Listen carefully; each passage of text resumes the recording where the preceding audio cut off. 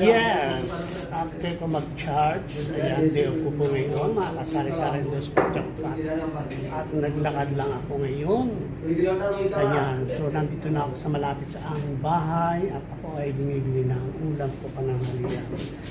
Napakapagod po, kita mo yung mga mata ko ay kulay red. Ayan, nandito na naman ako sa bilihan ng ulam kasi galing na akong magsimba. Ayan, magpasalamat tayo sa Diyos at sa linggo na naman na pagpapala. Ayan, at ang boses ko ay boses na boses ng isang matanda. Ayan, at bumibili ako ng fish. Ayan, nasa bilihan ako ng isda, sari-saring isda yan. Ayan. Ngayon ay napatunayan ko na napapanood sa mga video na napakahirap ang panghuhuli ng isda. At yan ay naranasan ko rin ng bata. Kaya salute po tayo sa ating mga fisherman. Ayan. At ako ay bumibili ng lapu-lapu. Ayan. Magandang araw po. Lunes na naman ngayon. Petsa 26. Oh, 26. At 27 na ba kayo? 26, yes. 26. So, ayan. Ako ay bumibili na ng fish. So, ayan. At dito ay mayroong tulingan. Ayan. Pero hindi ako kumakain yan ngayon. Dati, favorite ko ang tulingan. Hindi ko lang kung ba't ako na allergy sa tulingan. Pag kumain ako niya, nakangati yung likod ko. Tapos ito, ano? Oh, that's not bisugo, no? Not bisugo, bisugo. Yes, bisugo, yata bisugo. Ha? Yeah, that bisugo. This one not bisugo. Yes. Bisugo, little bit thin. Bisugo. Yan, nabinili ko lapu-lapu. Bumili ako ng lapu-lapu. This one arwana. Bisugo, Binibenta rin palang arwana. Ayan, ang mga bukaw nila sa amin yan, dukso. Ayan. Tapos ito yung mga kalapato, mga pula na ang mata, kaya hindi ako bumili. Ayan. Medyo fresh pa. Tapos, yan, may espada dito. Tapos ito yung tamban. Meron dito hipon. Depende sa size. Hipon pa rin. Hipon pa rin. So, ayan ang mga tinda dito mga kabayan. At busy-busy ang aking dalawang friend and John. Ayan. Dito lang po ako lagi bumibili. Hello, hello! Ayan, at narin na po ako sa bahay ni Kuya. Bahay ng Pinoy Big Brother. Ayan, update po tayo ngayon sa mga housemate ni Kuya at tuluyan na nga lumabas ang Dongpat. So ayan, ayan po ang latest na balita sa kasamaang palad ay lumabas na ang aking paboritong Dongpat bukod sa aking kababayan na si JM. Siyempre, si JM ay nananatili pa rin sa ating bahay ni Kuya. Ayan, mga kababayan, netizen, baka hindi po niyo kilala. Ako po ay taga Mauban, Quezon. Ayan, nandito po ako sa kaharian ng Bahrain today at nakikipagsapalaran. Nagtatrabaho, ayan. So, malungkot po at lumabas na ang Dongpat. Ayan. So, ayan. At ngayon po ay nagtitipid ngayon si Meses dahil petsa di peligro. Wala pa pong sahod si Meses. So kaya ang ulam ni Meses ngayon ay sardines. Ayan. Yan po ay tinanggalan ko na ng bituka at hasang. So yan po ay murang-murang isda dito. Siyempre, pagkaprito ko niyan, maggagayat tayo na tomato. At hindi ko nalalagyan ng sibuyas dahil baka ako ay magkaroon ng putok. Ayan. Joke lang po. Kung may putok ka talaga, may putok ka. So, ayan.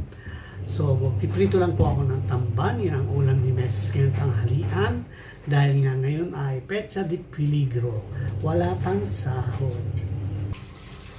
So ayan, habang nagluluto ako ng pritong tamban or sardines, ay magagayatin ko na ang ating mahiwagang kamatis. Ayan.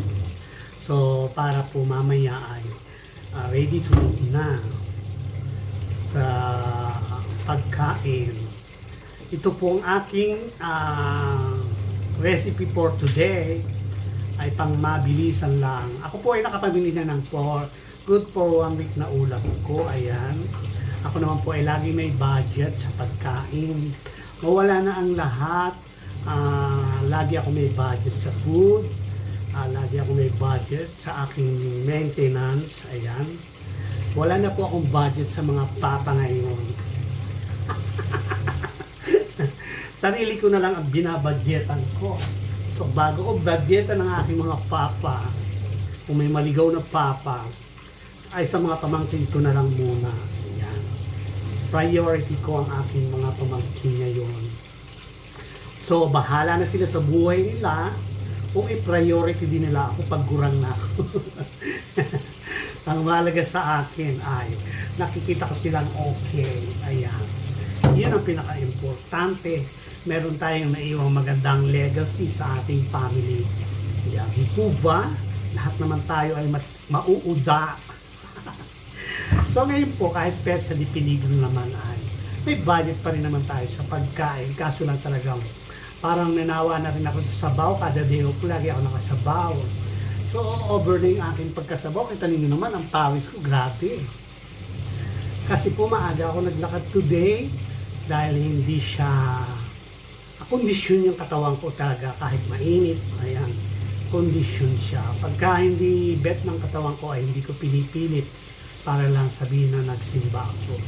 So basta kondisyon ng ating katawan at alam natin kakaya natin bumalik ng buhay kahit sa init baka tayo mag-collapse sa daan, lalo naman ng high blood pressure tayo. Kaya sa mga kabataan na nanonood, ngayon pala ingatan nyo na ang inyong mga sarili para pagdating ng araw na matanda na kayo ay hindi kayo singilin ng ating pagkabusado sa ating katawan.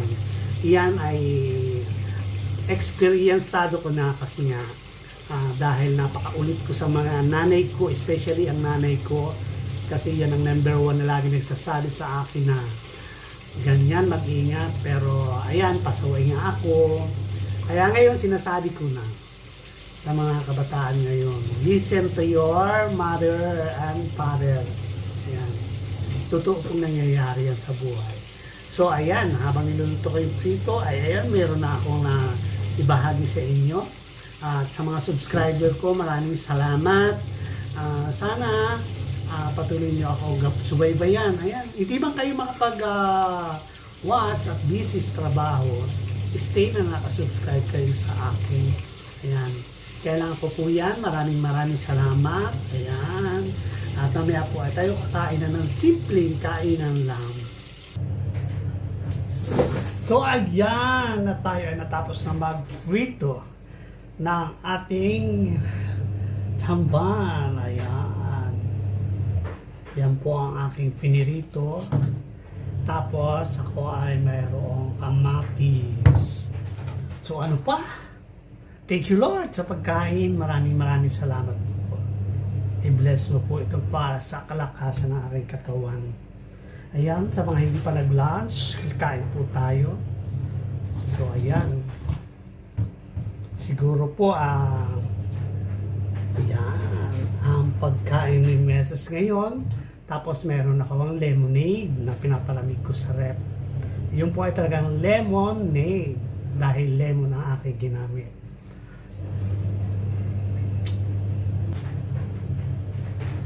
Kain po tayo. Ang sarap-sarap po. Meron siyang sariling mantika. Saka meron na rin siyang sariling asin. Hindi na kailangang asinan ang tamban pag nagprito kayo. Saka kung nakikita nyo, hindi ko tinanggalan ng kaliskis. Ayan, o. Ngayon ko lang yan tinanggal kasi meron siyang omega, meron siyang oil. Kasi kung tatanggalin natin yung kaliskis, mawawala yun na nadadala sa mantika. Legit po, ang sarap. Ano? Yung iba hate na hate nila yan kasi nga matinik.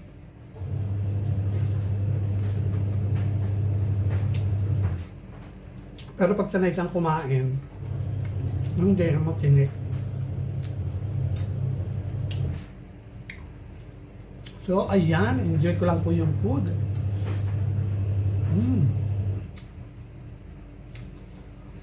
Fresh na fresh yung aking nabiling tomato.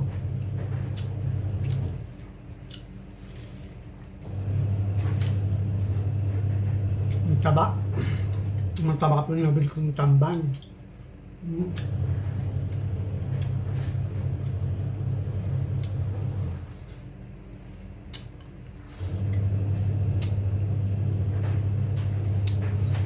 So, ito na. Dito ko na lang tinimpla yung aking lemonade. Masarap po siya.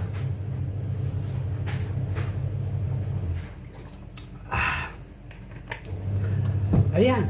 Ano pa ba? Pagpapasalamat natin sa Diyos. Simpleng pagkain na napakasarap.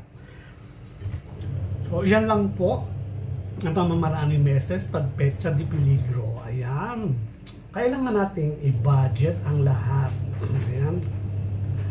At hanggang dito na lang ang aking vlog for today. See you on Monday. Ayan. Thank you very much po. God bless at all.